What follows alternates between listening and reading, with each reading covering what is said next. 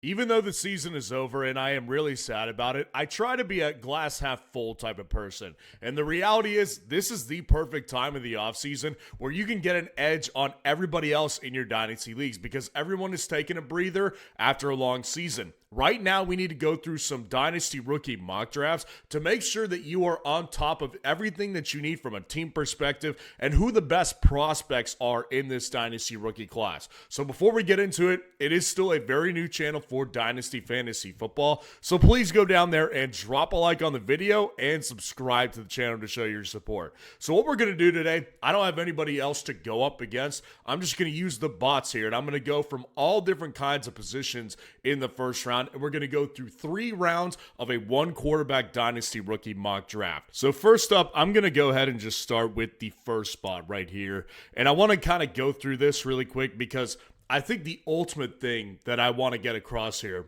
is I actually do think there is some merit to picking Jordan Tyson with the 101. I'm not going to do it in this one because I think most teams are going to favor Jeremiah Love. But I do think if you are really wide receiver starving, like if you have your wide receiver 1 as like Khalil Shakir or Deebo Samuel, for example, I do think you can comfortably go with Jordan Tyson, but I'm not going to do that because I do think probably Jeremiah Love is the better way to go here. So we'll go ahead and start this draft off, and I will go ahead and just get Jeremiah Love's pick out of the way. So interesting updates with Sleeper right now. You're seeing Mekhi Lemon go at the 102 and Carnell Tate go at the 103. Jordan Tyson is being left at the 104. And then you can see the clear drop off after Jordan Tyson when you get to a guy like Jonah Coleman at the 105, Denzel Boston at the 106. I think Kenyon Sadiq should probably be a little bit higher on this list, but that's just my personal opinion. So we're sitting here at the 201. We're back on the clock.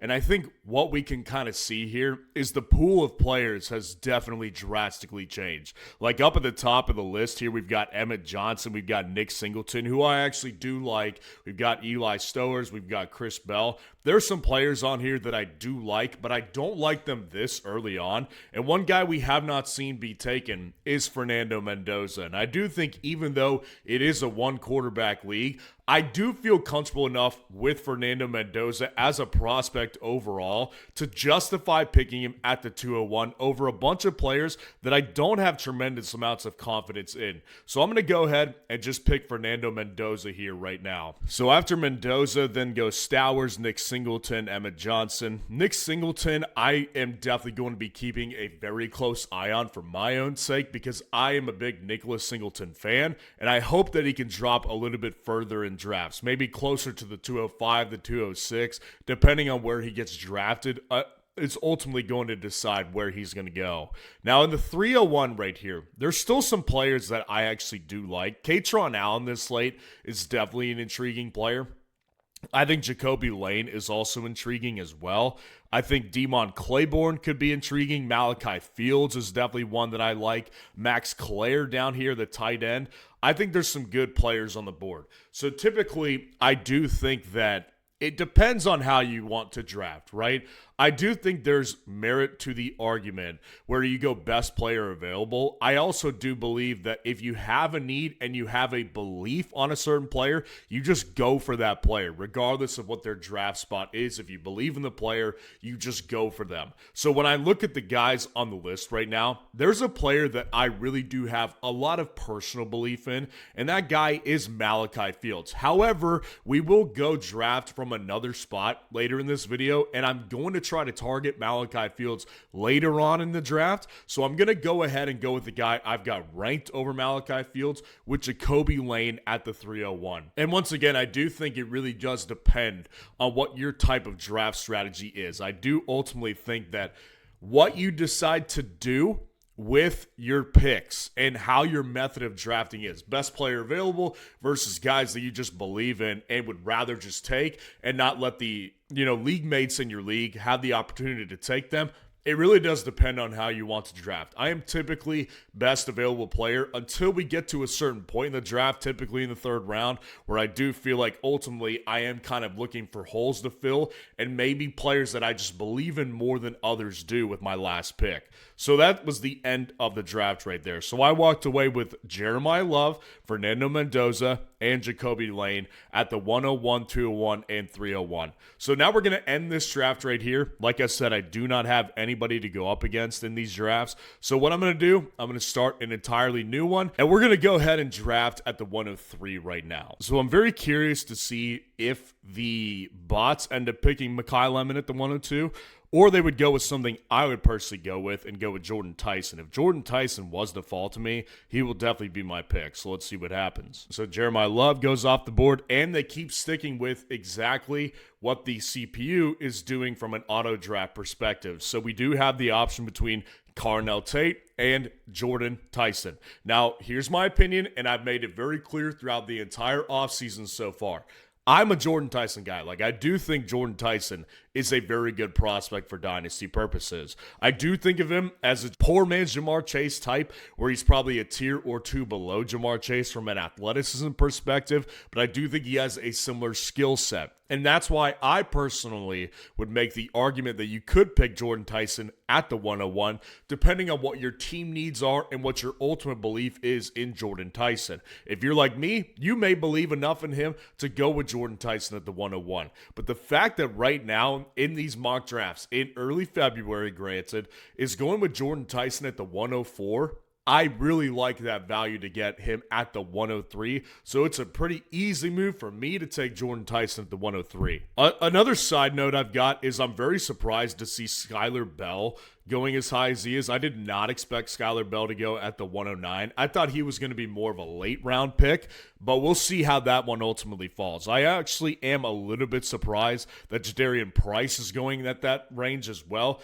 Casey Concepcion, I personally wouldn't pick him that high, but it doesn't surprise me watching him how high he goes in these drafts. So we're looking at the 203 right now. Emmett Johnson, Nick Singleton went off the board, which is a bummer because I really like Nick Singleton. And out of respect for the last draft and the way these drafts are going, I'm not going to pick Fernando Mendoza again. I wanted to kind of show you guys that I do think you could pick Fernando Mendoza at the 201 and end up being comfortable with the decision, because I think ultimately what it comes down to is Fernando Mendoza as a prospect is a pretty steady guy versus all the players that you're having the option of getting at the 201. There's a significant drop off from where you were picking at the 104 or the 105, for example. So I do think you could pick Fernando Mendoza here. I'm not going to do that again. So let's go ahead, look at some options. I've got Chris Bell, who I think is a little overrated. Eli Stowers, I think, is a little overrated. Elijah Surratt, I do like him better than Omar Cooper. I like him better than Zachariah Branch, Jeremy Bernard, Chris Brazell, Katron Allen. So ultimately, my pick here is going to be Elijah Surratt because I do view him as a little bit more underrated. Now, I also like the pick range that you're going to get Elijah Surratt here, so I feel pretty comfortable doing that. So I ended up going two wide receivers with my first two picks, Jordan Tyson and Elijah Surratt. Feel pretty comfortable with those selections right there. So this time in this draft, Katron Allen goes at the back of the second round. So Katron Allen is no longer available for us here. Jacoby Lane also went at the 302, which I may have picked him, but I'm going to probably target here Malachi Fields, a player that, once again, even before the Senior Bowl, I was already kind of locked in on Malachi Fields as a pretty big sleeper in this class. He's a big-bodied wide receiver, very similar to Chris Bell. However, I think he's a better player than Chris Bell. I think he's more explosive. I think he's a better route runner than Chris Bell is. And I think he probably translates better from a fantasy football perspective than Chris Bell, which is ultimately why I am starting to love Malachi Fields from a dynasty draft perspective, because I think he's basically a cheaper version of Chris Bell. So even though Demond Claiborne, who I actually like at the running back position, Fernando Mendoza is still on the clock, I'm going to pick Malachi Fields here because I want to show you guys this is how I feel about Malachi Fields. I think he's a very good value that I ultimately think is going to become more expensive when the time comes and the actual dynasty rookie draft is going to happen for you. So here's what we did. We got Jordan Tyson, Elijah Surratt, and Malachi Fields at the 103 pick position. I'm pretty happy with that selection of guys right there as well. I'm fine with going 3 wide receivers. Really, at that point for me, this draft was all about best player available in my opinion, and guys that I personally just believe in more, rather than trying to go for someone who fits more of a positional need if you need a running back. But I do want to add this. If you are very running back hungry, there was a couple picks there that we probably could have made differently. Like Demond Claiborne probably would have been a better pick than Malachi Fields if you needed to take a longer shot on a running back in the draft. I do think he's probably a worthy shot at the back of the 3rd round or the beginning of the 3rd round, wherever he's able to fall to you. I also think Nick Singleton, had he been available for the Elijah Surratt pick, probably would have been my pick anyways, but especially if I was running back hungry. So you definitely need to evaluate what your needs are from a dynasty team building perspective, but overall, I do kind of favor going with best available most of the time. Okay, so that was the 103. Now let's go ahead and draft from the 105. Let's just go ahead and see what kind of values we're getting here, because lately what we've been seeing is the 105 is typically Jonah Coleman, and I can tell you right now, I probably will not end up going with Jonah Coleman. So let's just see what happens here. So the first 4 picks go completely as expected per ADP. There's been no change-ups. Typically there is change-up when you're doing drafts with bots. At those couple spots there have been no change-ups though. So on the board right now, and I do think this is where if you have the 105 in your own Dynasty League, there probably needs to be some decision making here. Now, if you're in a super flex league, Fernando Mendoza, if available, is the perfect pick at this spot right here. But if you look at the names on the board, Jonah Coleman, I think, is a pretty steep drop-off from Jeremiah Love. And I don't think that steep of a drop-off is worthy of a 105 pick in your Dynasty rookie draft. Denzel Boston, I kind of view as a little bit more overrated. I would probably try to get him towards the back of the 1st round. I don't feel comfortable taking him at the 105 because I think he's a little bit of an overrated prospect. Casey Concepcion, I also view him as a little overrated. I look at him as more of a Jaden Reed type of player in the NFL, and that's why I don't ultimately want to pick him with the 105. Now, Kenyon Sadiq is a guy that I really do view as a valuable tight end prospect. I do think of him as a more athletic version of Tyler Warren. If you looked at the way that Tyler Warren was used at the college level, it was very similar to Kenyon Sadiq. They were getting him the ball on end arounds. They were just trying to get him the ball any way they could to get yards from him. Kenyon Sadiq was more athletic, but he was very much similarly used to the way Tyler Warren was when he was at Oregon. So ultimately, I do really like going Kenyon Sadiq right here. Once again, I do like Skylar Bell a lot. I think he's probably one of my favorite sleepers, but now that we're seeing him go at the back of the 1st, I don't know if I can consider him much of a sleeper. Let's see where he ultimately falls when the actual draft comes around and when the combine happens, what his numbers are going to be. But I do really like Skylar Bell, and maybe he'll be a target towards the back of the 1st round when we start going through that pick range. So Elijah Surratt is once again on the board for me, and I find it very tough to not go with him because I actually do kind of feel there's a steeper drop off. Some people would disagree with me and say Omar Cooper is a better player than Elijah Surratt. I understand that they both play for the same team. They're different types of receivers. I think that Omar Cooper is probably not as translatable from a fantasy perspective as Elijah Surratt is. I view Surratt as a pretty good route runner at the NFL level and the college level. I view Omar Cooper as more of a playmaker. That might sound like a little bit of backwards logic there because typically if you're a playmaker, you're going to make plays at the NFL level as well, as long as your skills and your athleticism can contribute and translate to the next level. I do still ultimately view Elijah Surratt as a better player than both Omar Cooper and Jeremy Bernard, who I kind of view as very similar types of prospects. Chris Brazell, I think he's probably a little overrated at this range too. So I'm just going to go ahead and stick with my gut here and pick Elijah Surratt at the 205. So we had Fernando Mendoza go at the 304, which again, I do ultimately think is a pretty good pick. Now here's what's interesting. We're sitting here at the 305 and Malachi Fields is on the board again. Didn't feel like I'd want to go with him again, but considering the way I just drafted, I probably am going to go with him again. And the reason why is because Max Clare, the tight end from Ohio State, is sitting here for me as well. Had I not gone with Kenyon Sadiq, I probably would go with Max Clare. I do view him as a pretty good steal to get at the 305.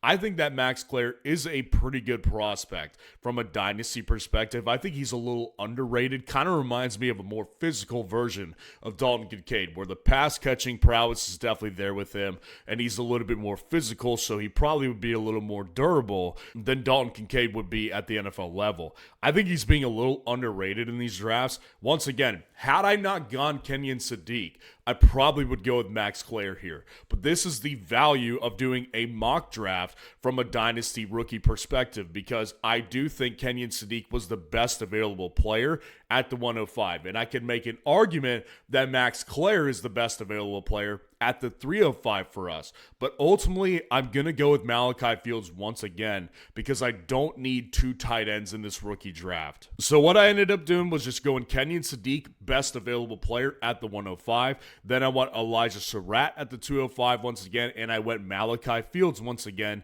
at the 305. Elijah Surratt and Malachi Fields definitely represent two players I have a lot of belief in to translate to the NFL level that I view as more discount type of players in their dynasty rookie draft class. So I'm pretty happy with how I came away at the 105 as well. So let's go ahead and do a draft from the 108, and then we will finish off with the 110. Okay, so we're sitting here at the 108, and what we've typically seen is guys like Casey Concepcion, Kenyon Sadiq, Denzel Boston sometimes fall in this area. We might start to look more towards Skylar Bell if he does make it to us, so let's see what happens right here. So the ADP is literally being utilized exactly by the bots that we're drafting against in this dynasty rookie draft. So really there's not many like twists and turns to this draft until we get to like the second or third round. Then the CPU starts going a little bit off kilter. But what we're looking at here is Kenyon Sadiq, who again I just highlighted by picking him at the 105 is a very good selection at the 105, let alone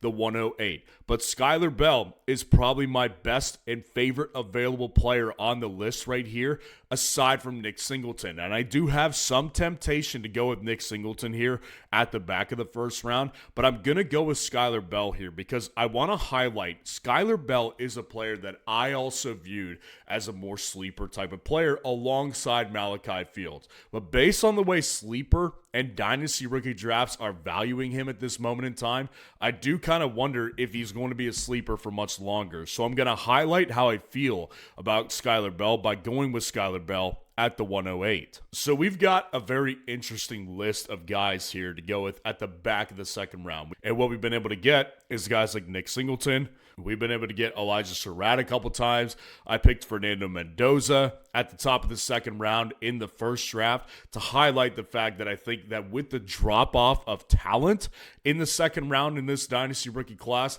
I'm okay with going with a quarterback even in a one quarterback league. But now that we've done that, I'm not going to pick Fernando Mendoza again here because I view that as a little bit of a cop-out. So what we're looking at here is we're looking at Jeremy Bernard, we're looking at Chris Brazell, Katron Allen, Jacoby Lane, Damon Claiborne. These are the types of guys that are in this range. I view Jeremy Bernard as a little bit of an overrated prospect. He is not in my top 12 wide receivers here. Chris Brazell is. He is actually at the end of the top 12 wide receivers in my personal dynasty rookie rankings. Jacoby Lane, though, is a little bit higher, and I do think of him as a better prospect overall than Chris Brazell. They're actually very similar body types. They're both taller, lankier wide receivers who can do a little bit more possession receiver stuff, but I do view Jacoby Lane as a little bit more diverse of a player. However, Katron Allen is a guy that I do think of as a good pick at this range. He was a very good college running back. He's got the size of a three-down back. Let's just see how he tests at the combine. But to highlight how I feel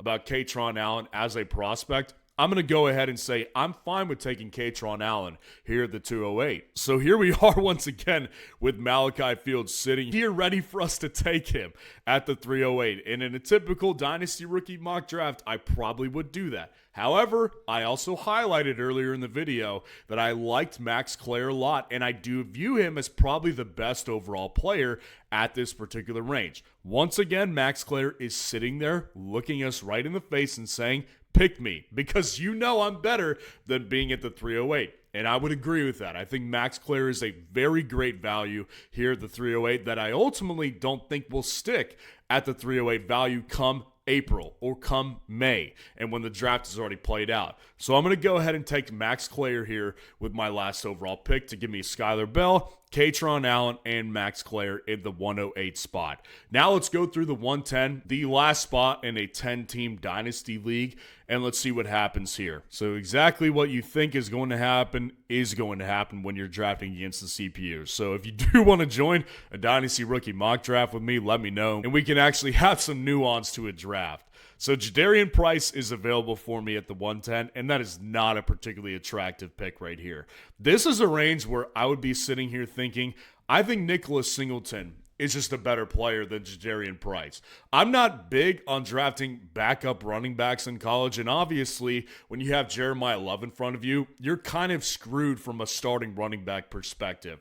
But at the same time, I watched that same thing happen a couple years back with Roschon Johnson and Bijan Robinson at Texas. And Roschon Johnson has been a nothing burger at the NFL level. It's just really hard to evaluate a running back when he's a backup, and that's exactly what Jadarian Price is. So that feels like a little bit of a landmine for me at the 110. Emmett Johnson, I do think is a very productive college player, but I don't view him as a great talent. I view Nick Singleton as a really electric talent. He's got the size that you want from a 3-down back, and he also has the skill set that you would want from a receiving perspective and a rushing perspective. So I actually view Nick Singleton as a little bit of a steal at the 110, so I'm going to clearly pick Nick Singleton. So sitting here at the 210, we've also got Kaytron Allen, who was arguably the RB1 in Penn State, with Nick Singleton being the backup. But I realized the irony of what I was saying about a guy like Jadarian Price at the 110 when I picked Nick Singleton, also a backup at Penn State. I just view Nick Singleton as a better prospect. But we already got through that pick, so we're not going to rehash it. Jacoby Lane is still a guy that I really like in this range. Obviously, Fernando Mendoza would be a great pick. Damon Claiborne. I don't want to go with two running backs here. I think Damon Claiborne does have some upside. I would rather wait to see how he tests at the combine, because I do think of him as a more intriguing prospect that I do want to see some things play out with. Right now, I'm going to go with the guy that I overall just trust more with Jacoby Lane, even though I've already gone with him. I do think sitting here, Ty Simpson is a guy that I find interesting.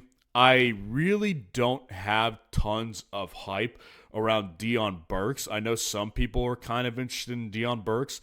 Le'Veon Moss is a guy I could potentially see having some interest in. But overall, just kind of looking at the available prospects, I would probably want to take the shot on Ty Simpson, who is going to be a first-round quarterback, to see if maybe he can get the right fit at the back of the first round of an NFL draft. All right, guys, so that's it. We just went through basically every pick in the first round except a couple of picks. And I really just want to highlight here that I think the Dynasty rookie class this year is a little bit weaker when you get to the back of the first round, and definitely when you get into the second round. So for that reason, I would say if you're in a one quarterback league, don't be shy taking Fernando Mendoza in the second round because of the talent drop-off that there is at the beginning of the second round. I also would say that when you're kind of on the clock at that 105, rather than reaching for Jonah Coleman, maybe a guy like Kenyon Sadiq is a better pick. But ultimately, there's still a lot of things that need to play out. This is an early February mock draft. We have not seen the combine yet. We have not seen the draft hype play out yet. So there's a lot of things to wait for, but this was a good tester. But let me know how you personally would have mock drafted at each of those positions. And if you want to see players that you just need to cut bait with in order for you to get these dynasty roster spots for these rookies, click on this video right here.